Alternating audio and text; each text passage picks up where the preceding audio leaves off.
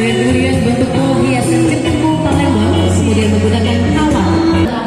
Sampah sering menjadi masalah bagi sebagian besar masyarakat, namun tidak bagi guru dan pelajar SMP Negeri 1 Suwak Tapeh Banyuasin.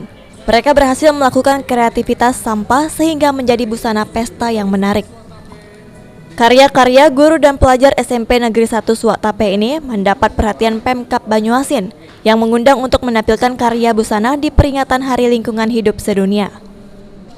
Penampilan mereka didampingi dengan penampilan karya busana pelajar SMA Negeri 4 dan pelajar SD Negeri 5 Pangkalan Balai. Ini pakaian apa, Bu? Ini pakaian, kalau temanya tentang kembang pedede.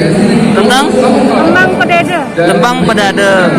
Bahannya dari apa, Bu? Bahan dari karung bawang, dari kayu gula, dari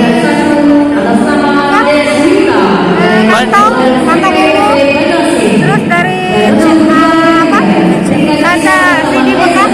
Proses buat ini berapa lama, Bu? Hampir 1 minggu. Satu minggu. Semuanya ini dari bahan bekas ya? Semua dari barang bekas.